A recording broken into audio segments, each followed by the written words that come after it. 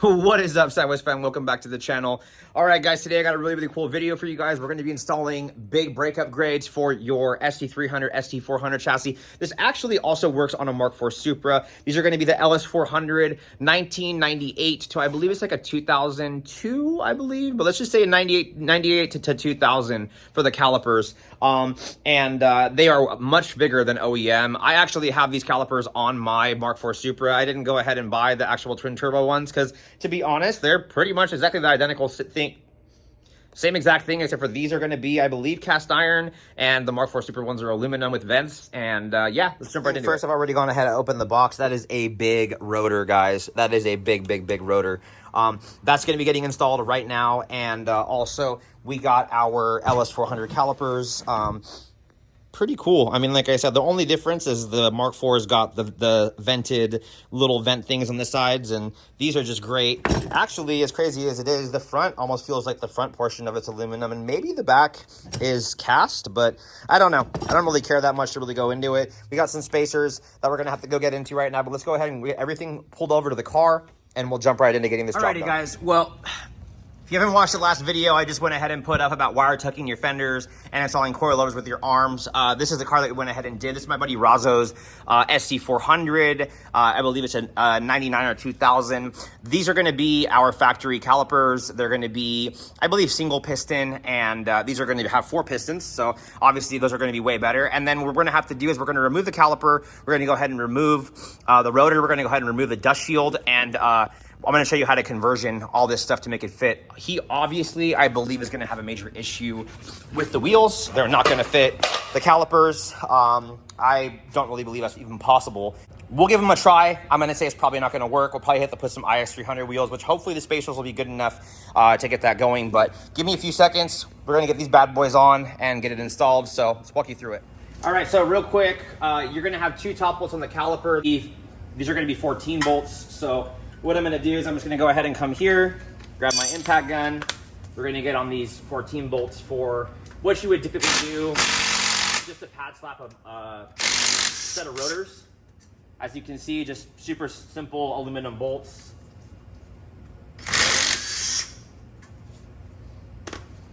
They're actually not aluminum, they're steel. They just look like they're aluminum. My bad. So pretty simple. Grab your caliper. Apparently they're dual piston, not single piston, but yeah, these are gonna go bye-bye. So we're just gonna let that hang out of the way. I'm gonna need to get a 17.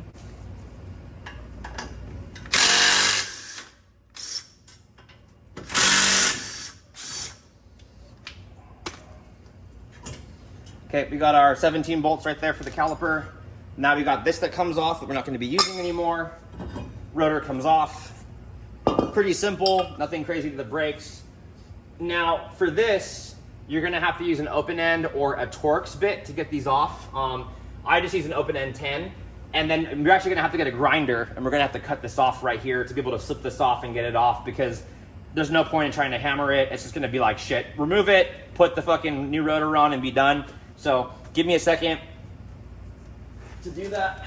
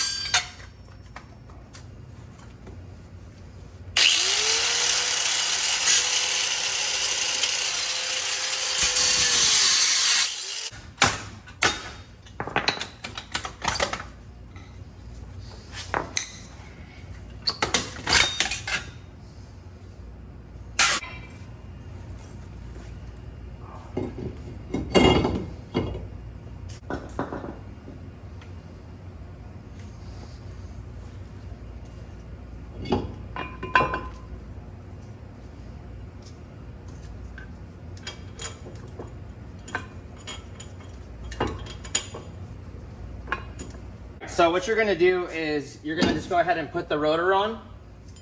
Your hardware is gonna be the exact same as your NA hardware for the back of this. So just screw them in. On the SC and the Mark IV, they bolt right in. So all we gotta do is just get the bolts in. And as easy as that, give it a quick blast.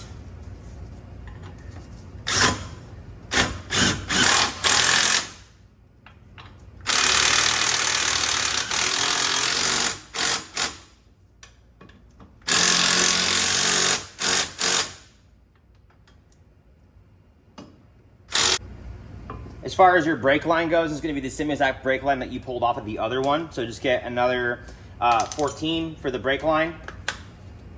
And all you're going to do is just swap it over. So it's as easy as just taking it out and blasting it in.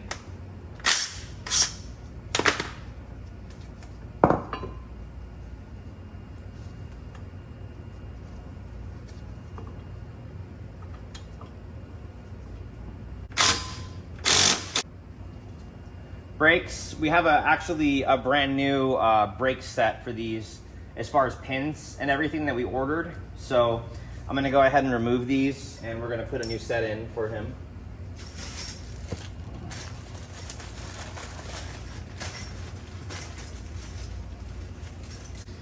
Got our brand new pads we're gonna be installing real quick.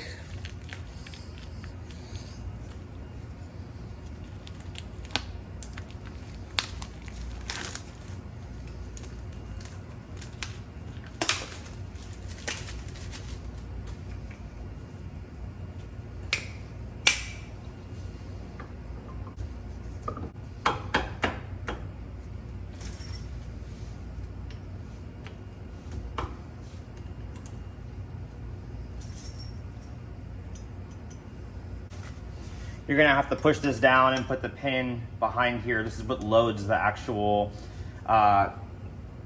brake pads. And then should have a new spring. So when they're assembled, it should look like this.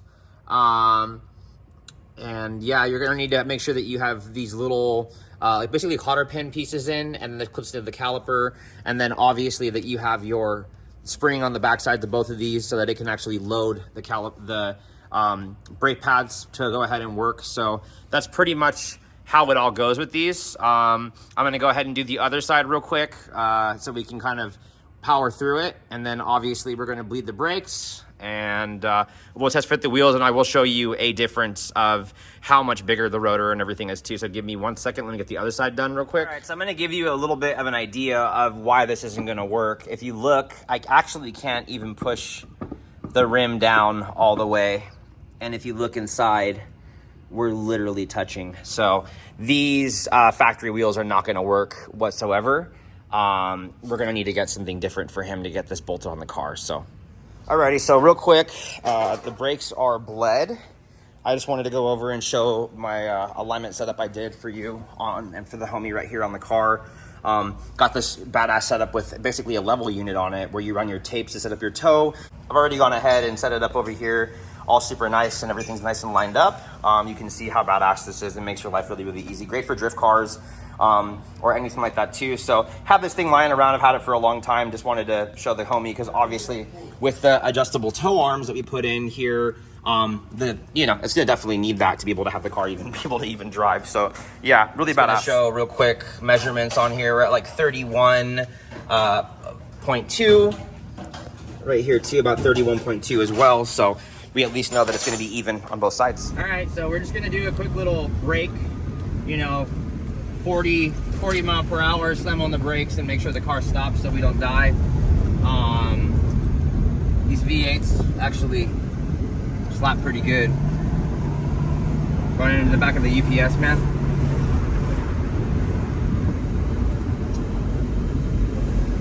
at this. Look at this guy. Who needs mail nowadays? Walking in the fucking road.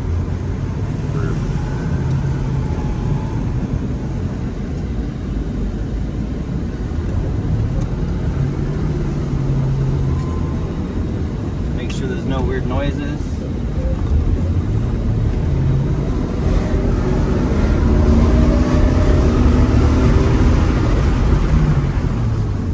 These V8's red, bro. Felt pretty good. Felt pretty good.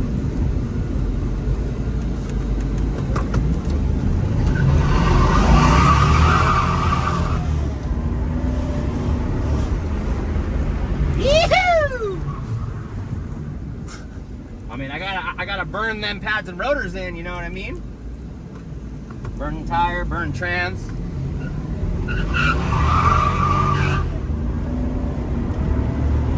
I don't know how fast we're going. There ain't no speedo.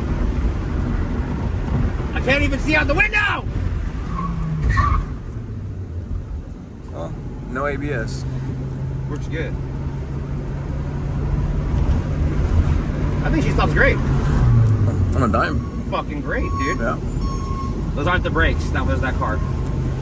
You can kill it. Well, it wouldn't be the end of the video with doing some super ratchet shit. So I'm gonna test the brakes and make sure that it can, you know, hold a burnout. That's how you know they're good.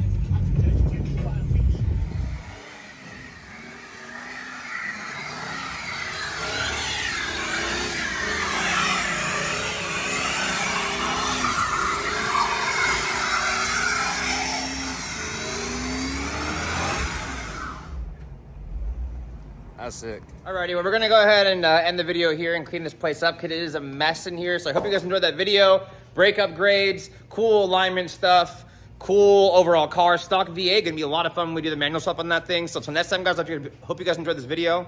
Peace.